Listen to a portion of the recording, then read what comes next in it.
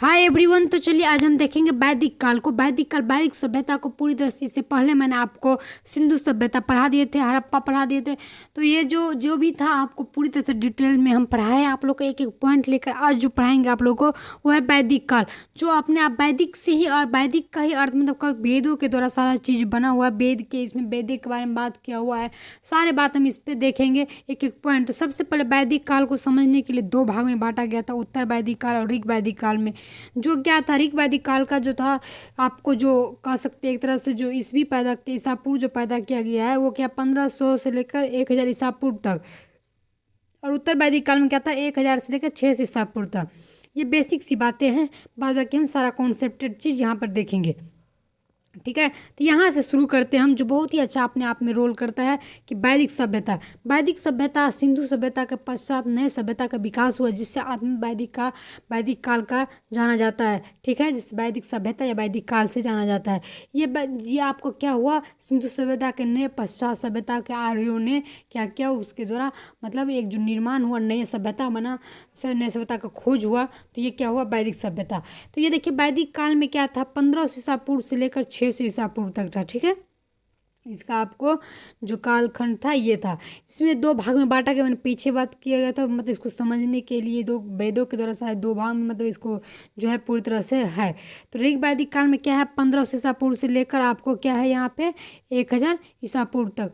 और यहाँ पे क्या है 1000 ईसा पूर्व से लेकर 600 ईसा पूर्व। तो सबसे पहले हम यहाँ बात करें ऋग वैदिक काल में ऋग वेद के बारे में बात किया गया है। उत्तर वैदिक काल में यजुर्वेद, सामवेद, अर्थवेद, ये तीनों के बारे में बात किया गया है। तो इस पे देखेंगे जो ऋग वैदिक काल में जो ऋग वेद में क्या क्या आते हैं और यजुर्वेद और सामवेद अर्थवेद में क्या क्या आता है। तो चलिए हम आगे देखते क्या है। तो क्या है यहाँ पे वैदिक सभ्यता, आर्यों का आगमन भारत में हुआ था। तो आर्यों का जो आगमन था वो भारत में, आर्यों को मतलब मैंने आपको बता ही दिया था, आर्य जो होते थे पहले मध्य एशिया के मतलब जो था वहाँ। इसके बाद आर्यों का संस्कृत शब्द का अर्थ होता था श्रेष्ठ। आर्य मतलब श्रेष्ठ आदमी, जैसे कि राजा महाराजा पहले नहीं हुआ करते थे, आप लोग को बोले थे मैंने सिंधु सभ्यता में पढ़ा था। आर्यों का मतलब ये था, आर्यों के मतलब था भी मतलब उसके कारण वो भी जब आया और सिंधु सभ्यता का पतन में उन लोग का भी हाथ था, एक तरह से कह सकते हैं। हिस्ट्री का तो आप नहीं पता लगा सकते हैं, लेकिन कहा जाता है ऐसा। तो कहते हैं कि वैदिक सभ्यता का आगमन हुआ। आर्यों का संस्कृत का शब्द होता है, मतलब आर्य का संस्कृत शब्द में होता है कि श्रेष्ठ, श्रेष्ठ था। जो इसका मतलब जो स्थान निवास स्थान था वो मैक्स मूलर क्या था, मध्य एशिया में, दयानंद सरस्वती तिब्बत, मतलब ये सब कहा गया कि ये यहाँ पे था।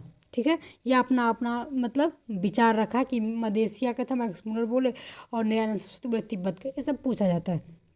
इसके बाद आर्य सर्वप्रथम पंजाब और पाकिस्तान में आकर बसे। यह ग्रामीण सभ्यता के आर्य की भाषा संस्कृत थी। सॉरी, यहाँ पे भाषा में संस्कृत होगा। ठीक है, कहते आर्य को सर्वप्रथम पंजाब और पाकिस्तान में आकर बसे। सबसे पहले आर्यों ने पंजाब और पाकिस्तान में बसे। यह ग्रामीण सभ्यता के आर्यों की भाषा थी। ठीक है, संस्कृत थी।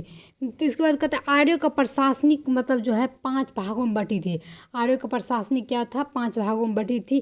कुल, ग्राम, विष, जन, राष्ट्र। जैसे आप देखें कि अब यहाँ पे बात देखिए, आर्यों का प्रशासनिक मतलब 5 भागों में, जैसे गाँव में क्या होता है आपको, क्या होता है सबसे पहले मतलब टोला। ठीक है, इसके बाद गाँव, इसके बाद मतलब आपको ब्लॉक पंचायत, इसी तरह से मतलब डिस्ट्रिक्ट, और क्या होता है एक राज्य, इस तरह से बटा हुआ था। तो 5 तरह से यहाँ भी बटी हुई, 5 भागों में बटी थी। मतलब जो क्या है कुल, ग्राम, 20, जन और राष्ट्र, जो आपको पूछेंगे डायरेक्ट ऐसे करके। तो कुल कितने वेद है, 4 वेद है, ऋग्वेद, यजुर्वेद, सामवेद, अर्थवेद। ये भी एक तरह से अपने आप में क्वेश्चन बनता है, आपको इसी को उल्टा पुल्टा करके पूछेंगे। तो यहाँ ऋग्वेद के बारे में सारी डिटेल है। ऋग्वेद सबसे प्राचीन वेद है, सबसे पहला पॉइंट। इसके बाद ऋग्वेद, इसमें 10 मंडल, एक 1028 सूक्त और 10 4 62 ऋचाएँ हैं, जो आपको पूछ दिया जाएगा। ये डायरेक्ट क्वेश्चन सी है। तीसरे मंडल में गायत्री मंत्र है, आपको पूछा जाएगा क्वेश्चन कि तीसरे मंडल में कौन सा।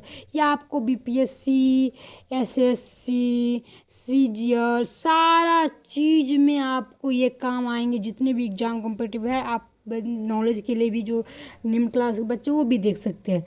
तो 118 मंत्र दोहराए गए थे। मूल मंत्र की आरोह की संख्या 10 4 62 था, ठीक है। तो मूल मंत्र की संख्या 10 4 62 था, ठीक है, जिससे कुल मंत्रों की संख्या हो गया क्या 10 5 80, जिसमें 118 मंत्र दोहराए गए थे, ठीक है। आपको ये सब क्वेश्चन पूछा जाता है, इसीलिए मैंने लिख दिया। तो ऋग्वेद की जो बातें थी उसमें किए।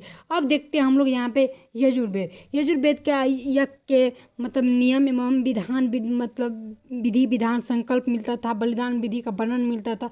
आपके वेदिक में पढ़ेंगे, इसमें कुछ विशेषताएं हैं, उस पर ध्यान दें। ऋग्वेद के मतलब वैदिक सभ्यता का क्या विशेषताएं क्या क्या थी, वो किस तरह का शासन चलता था, तो वहाँ समाज प्रशासनिक था, ये सारी बात हम आपको बोलेंगे। वहाँ पहले क्या होता था, एक तरह से वहाँ पे सारा चीज मतलब ये सती प्रथा वगैरह वगैरह जो था सब खत्म कर चुका था। यहाँ पे यहाँ अपने तरीके से जो भी था सारा चीज़ हमने लिख दिया है। तो चलिए आपको सबसे पहले हम वेद के बारे में जान लेते हैं। तो यजुर्वेद यज्ञ के नियम और विधि विधान को संकल्प मिलता था, मतलब मिलता था इसमें कि यहाँ पे यज्ञ बलिदान देते विधि का वर्णन हुआ था। सामवेद का साम का आर्थिक शब्द अर्थ मतलब शाब्दिक अर्थ जो होता है वो गान होता है। भारतीय संगीत का जनक कहा जाता है, इसे संगीत में वर्णन किया। तो सामवेद में क्या हुआ हम लोग को मतलब संगीत में वर्णन किया गया, इसका अर्थ भी होता है आपको गान, साम का मतलब। और अथर्ववेद में क्या होता है, अथर्ववेद ऋषि द्वारा रचित था, जिसमें कुल 731 मंत्र थे और लगभग 6000 पद है। अथर्ववेद का संबंध चिकित्सा तंत्र मंत्र और वशीकरण से है। ये मतलब एक तरह से अपने आप में क्या था, अथर्ववेद में मतलब ये वशीकरण तंत्र मंत्र, जैसे किसी को बस में मंत्र के द्वारा कर लेना, किसी पे बस करना, या इसी तरह से कर सकते हैं। मतलब जितना भी मतलब काल्पनिक भूत पिशाच ये सब हमें लगता है इसमें जो दे दिया गया है, ठीक है, अथर्ववेद में। इससे ज़्यादा आपको कुछ नहीं, तो इससे आप कॉन्सेप्ट क्लियर करिए। ऐसा नहीं कि मतलब पूरा चीज़ मतलब किसी को मतलब लिखा दिया जाता है लाइफ में। एक टीचर से भी आप जब जाएंगे ऑफलाइन कोचिंग में तो पूरा लिखा दें, इसका अर्थ समझिए कि इससे संबंधित क्या आएगा, ठीक है। तो चलिए इससे आगे हम लोग देखते हैं क्या है। तो यहाँ पे वेद 4 है, पुराण 18 है, उपनिषद 108 है। तो ये अपने आप में ये एक क्वेश्चंस का शब्द है, आप इसे याद करेंगे कि वेद कितना है 4, पुराण 18, उपनिषद 108 है, ठीक है। कहते हैं उपनिषद का शाब्दिक अर्थ होता है गुरुओं का समीप बैठना। सत्यमेव जयते मुंडक उपनिषद से लिया गया था। आपको भी आए क्वेश्चंस, ठीक है, ये पॉइंट है, आपको इसको याद कर लेना है। उपनिषद का शाब्दिक अर्थ होता है गुरुओं का समीप बैठना। सत्यमेव जयते जो मुंडक था वो उपनिषद से लिया था। वेदांग की संख्या 6 है, ये भी इम्पोर्टेंट है, तो आप ये सब याद कर लेंगे, ठीक है। बहुत ही अच्छा लगा आपको, मैंने पूरा छांट के इतना आपको लिख दिया है कि आपको जो भी पढ़ने को तो बेटर लगेगा। इस तरह ऋग वैदिक काल के समाज 4 वर्गों में बांटा गया था, ठीक है। ऋग वैदिक काल जो हमने पीछे पढ़े हैं, जो वैदिक काल को समझने के लिए 2 ऋग वैदिक होता है। तो ऋग वैदिक काल के बारे में यहाँ पढ़ेंगे, हमने वेदों के बारे में पढ़ लिया। ऋग वैदिक काल में क्या है, 4 वर्णों में बांटा गया था, ब्राह्मण क्षत्रिय वैश्य शूद्र। एक ब्राह्मण था, एक क्षत्रिय था, एक वैश्य से शूद्र था। ब्राह्मण हुआ जो बड़े बड़े होता है, क्षत्रिय मतलब जो काम करने वैसे, इसी तरह से सारा चीज बटा हुआ था, तो 4 भागों में बटा। इसके बाद ऋग वैदिक काल में वर्ण व्यवसाय के आधार पर निर्धारित किए गए थे। ऋग वैदिक काल में वर्ण व्यवसाय के आधार पर निर्धारित किया गया था। इसका कहने का अर्थ जिसका जो पेशा था उसके आधार पर निर्धारित था इसका ये कास्ट, ठीक है। जो जैसा काम करते थे उस पर आधारित ये बांटा गया था। ये हुआ ऋग वैदिक काल में वर्ण व्यवसाय पर निर्धारित किए गए थे, ठीक है। तो कुछ मतलब समझने के लिए आप यहाँ पे जो है जो वैदिक काल के देवताएं थे, जहाँ से क्वेश्चन आप पूछते इंद्र देवता, ये इसे वो मतलब युद्ध तथा वर्षा का देवता मानता था, ठीक है। इसे पुरबंदर भी कहते थे, ठीक है। अग्नि देवता का आग का देवता मानता, वरुण को वायु का देवता, सोम को जंगल का देवता, मारुत को तूफान का देवता, रुद्र को क्रोध का देवता। तो ये सारी पॉइंट जो है ना ये देवताओं के बारे में था जो वैदिक काल में आपको मिलता। तो वैदिक काल में आपको मतलब जो है एक तरह से शॉर्ट में बता दिया आपको कि इंद्र देवता था, इसको जो बहुत ही महत्वपूर्ण मानते थे वो लोग कि ये जो वर्षा का देवता है, इसे बहुत ही वो लोग एक तरह से मतलब अपने आप में लगता था उसको सारी चीज़ है, ठीक है। तो यहाँ पर ऋग वैदिक काल में जो था, अब हम ऋग वैदिक काल के बात आते हैं। तो ऋग वैदिक काल की नदियाँ हैं जो आपको डायरेक्ट पूछ दिया जाएगा। तो प्राचीन नदी मतलब जो इसका पिछला नाम क्या था और आधुनिक नाम क्या है सो, तो शतुंद्री जो सतलज नदी अभी नाम है, अस्कनी जो चिनाब नदी नाम है, बिपाशा जो ब्यास नदी का, कुंभा जो काबुल नदी का, गंडक जो सदा नीर। तो पूछ देगा आपको कि बताइए सदा नीरा का आधुनिक नाम क्या है, गंडक, या गंडक का प्राचीन नाम क्या है, तो सदा नीरा। इस तरह से क्वेश्चन बनते हैं। अगर शुभ वस्तु तो स्वात, पुरस्नित राबी, विस्तृत्वा झेलम, सरस्वती तो घाघर, कृमु तो कुरमन। इसी तरह से आपको पूछेगा। तो ये एक तरह से बहुत ही आप लोगों में इंपॉर्टेंट है, आप लोग इसे ध्यान रखेंगे, ठीक है।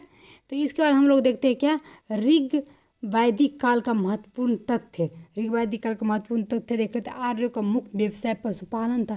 यही से क्वेश्चन बनता है जो आपको एक एक पॉइंट में लिखा दे तो किसमें क्या विशेषताएं थे, सारी चीज। यह आर्यों का मुख्य व्यवसाय पशुपालन था। आर्यों का समाज पुरुष प्रधान था। पुरुष प्रधान कहने का अर्थ हुआ कि पुरुष राजा, मतलब इस तरह से, ठीक है। इसको आर्यों का प्रिय पशु क्या था, गाय था। घोड़ा था। गाय को नहीं मार जाने पशु को श्रेणी में रखता था। इस कहने का अर्थ हुआ कि मतलब घोड़ा तो प्रिय पशु था, लेकिन गाय को कभी नहीं मार जाने की श्रेणी में रखा जाता था। आर्यों को खोजी गई धातु लोहा थी। ऋग्वेद का गंगा का उल्लेख एक बार, यमुना का 3 बार और सिंधु को अधिक बार, मतलब अधिक बार, कई अनेकों बार किया गया, ठीक है। इसका जो महत्वपूर्ण तथ्य जो एग्जाम आपको डायरेक्ट पूछ सकते हैं। इसके बाद उत्तर वैदिक काल का महत्वपूर्ण तथ्य आते हैं। वहाँ पे ऋग वैदिक था, यहाँ पे उत्तर वैदिक काल का कुछ देखते हैं। तो कहते हैं उत्तर वैदिक काल में जो है इंद्र के बजाय प्रजापति को सर्वाधिक देवता माना जाता है। उत्तर वैदिक काल में वन व्यवसाय के बजाय जन्म पे आधार पर, वहाँ क्या कहता था, वन व्यवसाय के आधार पर निर्धारित है, लेकिन जन्म के आधार पर यहाँ निर्धारित कर दिया, उसके भागों में बांटा गया, ठीक है। इसके बाद कहते हैं कि जौ, धान, उड़द, मूंग, गेहूं, मसूर आदि खदानों का वर्णन यजुर्वेद में मिलता है। तो पूरा मैंने डिटेल्स देख लिया, सारा चीज़ आपको मैंने पूरी तरह से कह भी दिया कि जो भी था यहाँ पे समाज पर याद रखनी। वैदिक काल एक सामाजिक प्रधान था, जिसमें देखा गया कि अब कभी वेदों के लिए, इसके बाद फिर वो समाज में आधुनिक में अधिकतम मिल रहा है आपको। अब धीरे धीरे जैसे बढ़ते जाएगा, राजाओं का आगमन होगा, राजाओं ने अपना अपने कैसे युद्ध के सारे डिटेल्स में आपको पढ़वाऊंगा एक एक करके। आपको हर एग्जाम के लिए उपयोगी है। BPSC दीजिए आप, चाहे आप मतलब SSC दीजिए, दरोगा, कुछ भी दीजिए, आपको इंपॉर्टेंट रहेगा। इसीलिए आप रोज़ बने रहिए। इसी के साथ मैंने सीटेट का हर रोज़ क्लास करवाते हैं आपको, एक एक चैप्टर, एक एक सब्जेक्ट का। तो आप क्या करिए, जो पूरी तरह से आप मतलब तैयार हो जाइए। आपको जो भी तैयारी करना है, अब मेरे से जितना होगा, अकेले जान कर सकता है, अकेला आदमी कर सकता है, उतना मैं करूँगी आप लोग के लिए। तो चलिए आज के लिए यही था। मैंने NCERT भी शुरू कर दिया, आप लोग ज़रूर देखिए। तो चलिए, थैंक यू।